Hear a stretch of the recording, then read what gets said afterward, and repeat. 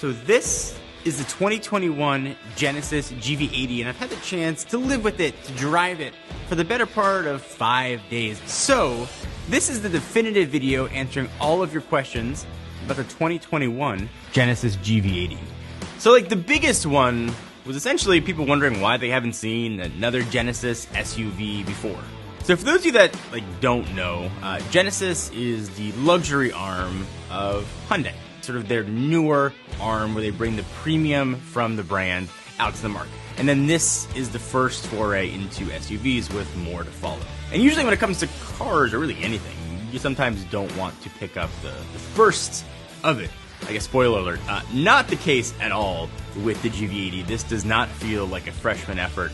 This feels like a car that is in its fourth and fifth iteration. Things like door panels were perfectly aligned, the materials are premium. Sort of the flaws that sometimes you see in first-gen cars were not here at all. This is a company that was already very mature, and this is a car that if you're in the market for one of its size, you kind of owe it yourself to look at. And the big thing about it, too, is the price. You're looking at $49,000 starting. And that feature list at starting, you're already getting a lot of value for a car without sacrificing anything in the premium category. All right, so what about acceleration? A dirty secret of car reviews is that oftentimes the people who are reviewing the cars don't have them for very long, usually a couple days, and they've got to rush to get it out. We actually had the GV80 for the better part of a week, which was a good time to get to know it in all kinds of different scenarios. So first, and what impressed me the most, was the smoothness of the car. No car this big had any business feeling that smooth. It's not to say when you drop it into sport mode, though, the performance kicks up a lot, and I was blown away by the handling. So what's the tech like? How does it compare to others in the class? There's a lot of tech sort of inside some things that are really visible to you. There's that 14.5-inch screen, which is gigantic, and it's oriented widescreen. Usually we see screens kind of turned the other way. So you have analog controls to control it as well. You can kind of pick and choose how you want to do it. Oftentimes these sort of in-car screens are underpowered.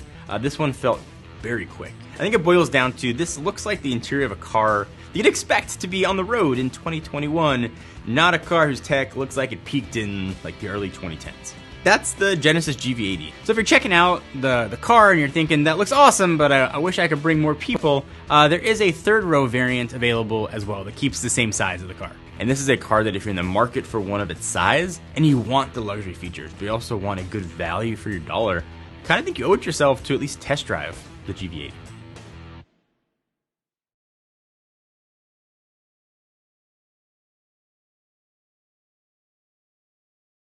So one of the coolest features about the Genesis GV80 is with your key fob, you can hit the lock button, then hit this hold button, and say you're in a tight area in the city and you're nervous about parking.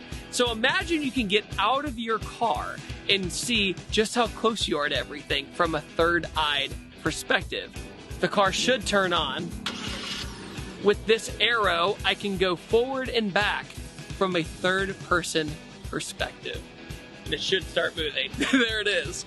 Crazy. What I was really worried about when I heard about this feature was if I hit this button and it would just kind of keep going on its own. Okay, so I'm gonna bring the car back, and then as soon as I left, that's good.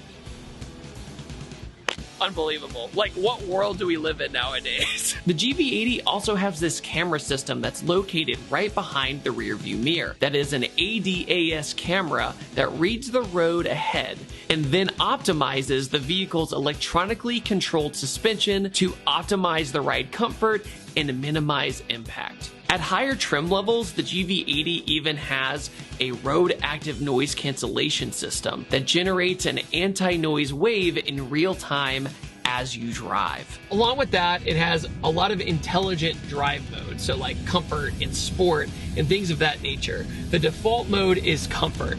And for the majority of driving, comfort is just so nice. The touch points are great. And also the volume and everything in the center console are these knobs that you scroll up and down, which is super unique and interesting. One of my favorite things in the interior is the panoramic sunroof, which is actually one large piece of glass. When you open the shades, they open directly opposite of each other, which creates a very synchronized and satisfying experience to watch. Say you don't want to use the dial on the center console.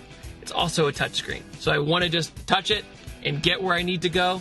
Easy. Also, under the center console is this little tiny compartment to put like your phone, your wallet, your little things that you would instinctively put like in your cup holder. But it's a really nice little area and has a rubber surface so your phone or whatever that needs to be down there doesn't slide back and forth. I thought that was a really nice detail. And this technique where you have this little pocket is known as a floating center console. So if you ever hear that term, that is what the Genesis uses. It's a floating center console, which makes it very lovely. Instead of having this massive center console to store stuff, you go under it, and that creates a much more streamlined look to the center console and up to the infotainment center.